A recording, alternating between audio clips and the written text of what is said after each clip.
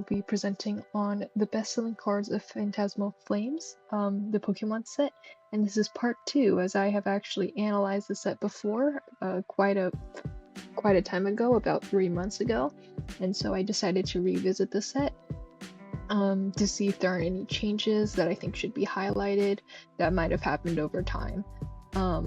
Yeah, let's get into this. I'm gonna go over how I chose this top 10, because how I chose the top 10 before, the way I calculated it was a little different. So we're just gonna, I'm just gonna tell you how I did this one, and then I'll give a little glimpse of how I did the other one. But basically, when choosing the top 10, I paid most of my attention to sales volume, market price, and market price changes. This is because in my eyes, the best-selling cards are those that are selling a lot at a relatively high price, considering the card's history and the type of card it is. So to do this, I looked at the top 15 popular on price charting, the top 15 best-selling on TCG Player, related to the set, which in this case was Phantasmal Flames, and from there I took all the cards collected, which are about 19-20, and ranked them all based on price point, price change, and sales volume individually. Price point calculated using TCG Player and price charting, price change using price change using TCG Player. Whoa.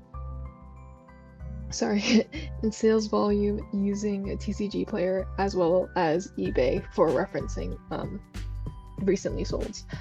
But from there I calculated the final ranking using a point system based on their placements in each individual category to get my top 10. And then the difference between this one and the Phantasmal Flames is I did the same thing where ranked based on price point, price change, and sales volume, but neglected sales volume a lot more, and that I ranked based on price point and price change, and then from the top 10 from just those categories individually, I would re-rank them based on sales volume. So I just didn't consider sales volume as much when choosing my top 10 before. So that's something I changed here.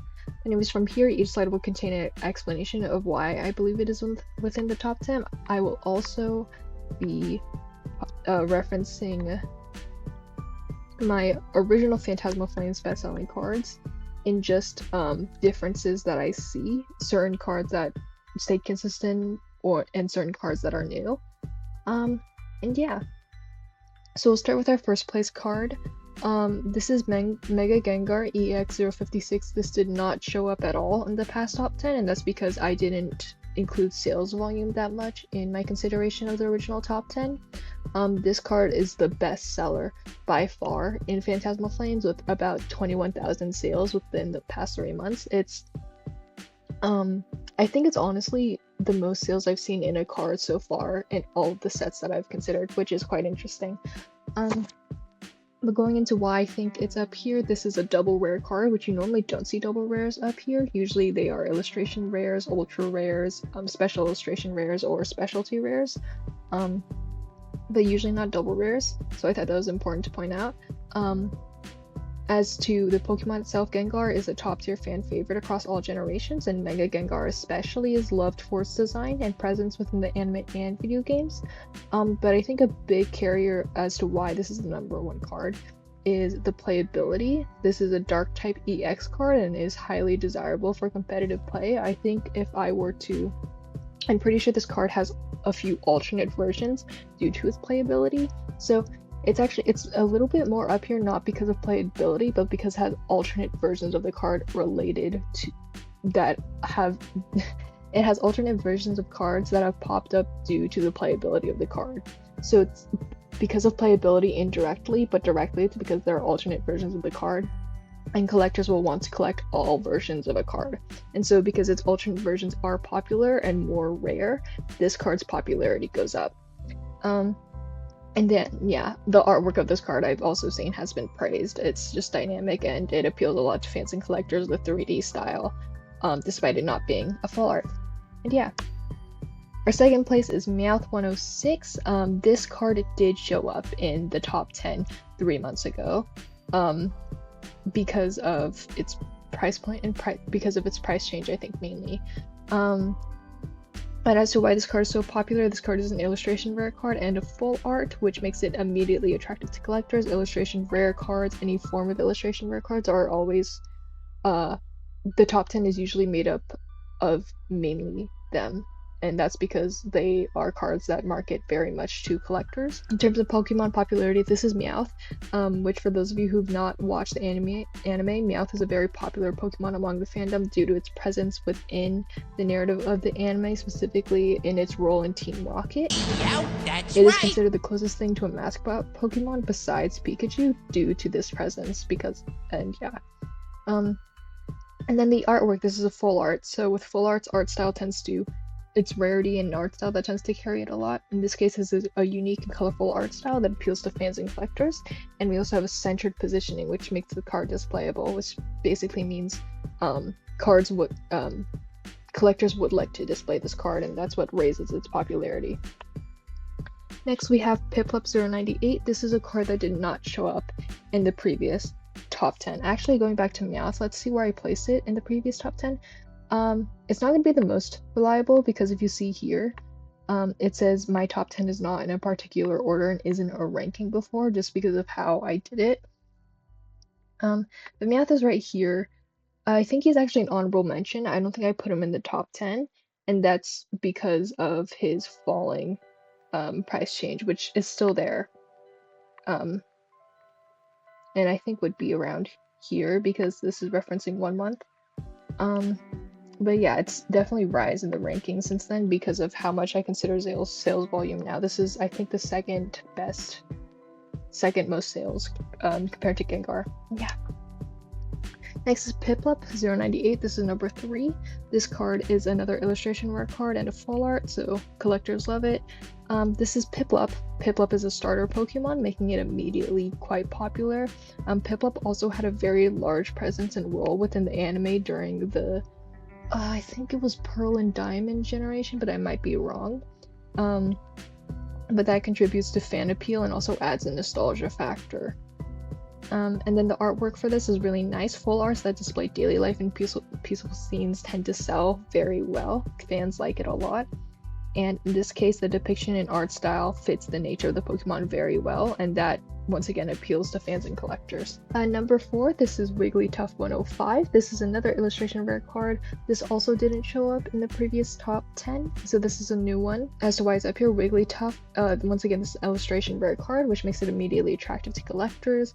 Wigglytuff specifically is popular due to its design, and also its fairy typing. People tend to like fairy types a lot.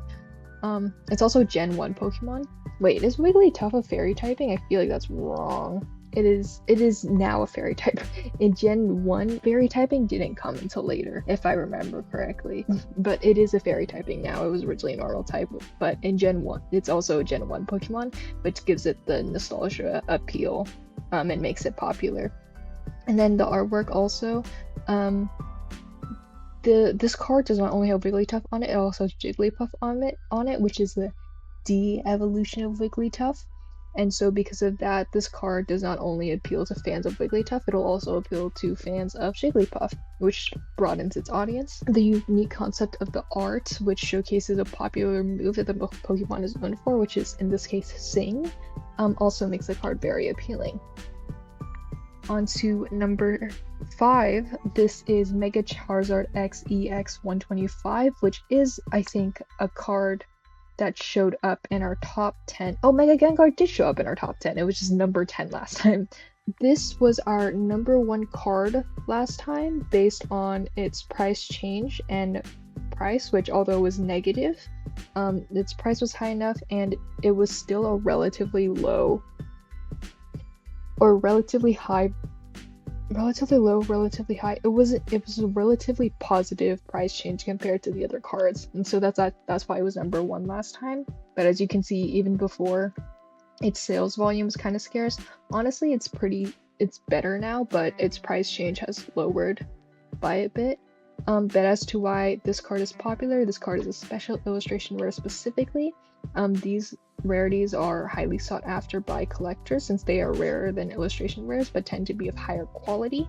In addition, Charizard is one of the most popular Pokemon within the franchise due to its relevance within the narrative of the anime and the game, and the fact that it's also a starter evolution and a Gen 1 starter evolution. This is also specifically Mega Charizard X, which is especially popular due to its design. In addition, the The inclusion of Charizard's other evolutions forms Charmeleon and Charmander. Holy frick, sorry. The inclusion of Charizard's other evolution forms Charmeleon and Charmander in this artwork, also in the original colors of Charizard, showcases the Magnet X form very well, and the art style is detailed and the color palette is just very appealing, which makes this a very popular card.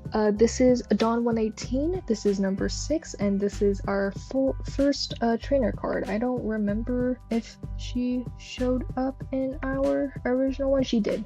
In around the same placing too, and basically the same placing actually. But Dawn is an ultra rare card. She is a relatively high, an ultra rare card is a relatively high rarity tier, which attracts collectors. This is also a full art trainer card, which means it has the full art trainer effect. So the full art trainer effect refers to this thing where for some reason full art trainer cards always do well.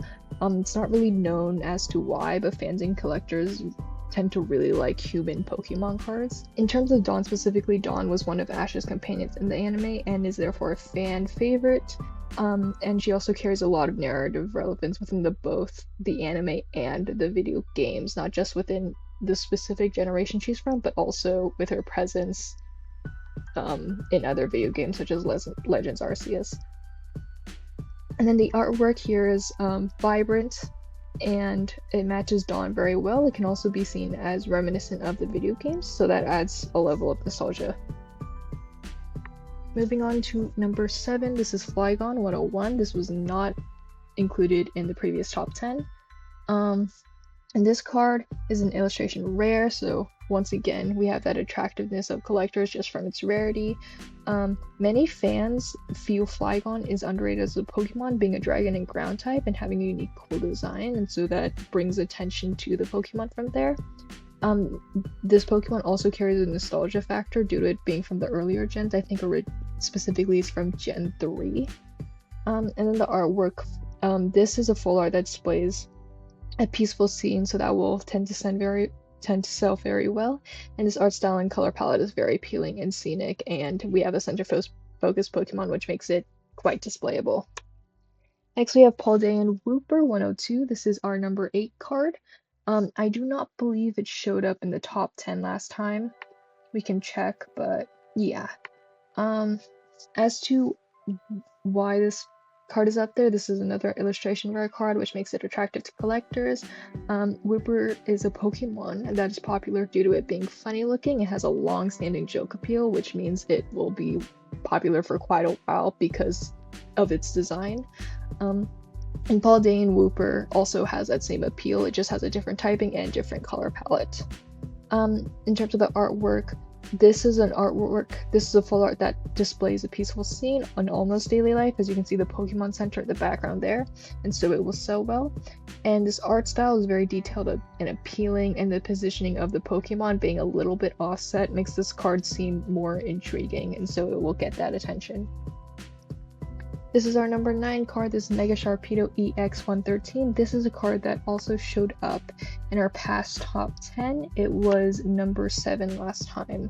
I'm not considering sales volume. In this case, we do have a lot more sales than it did before. But yeah, this is an ultra rare card, which similar to our Dawn card, which makes this a relatively high rarity tier that attracts collectors.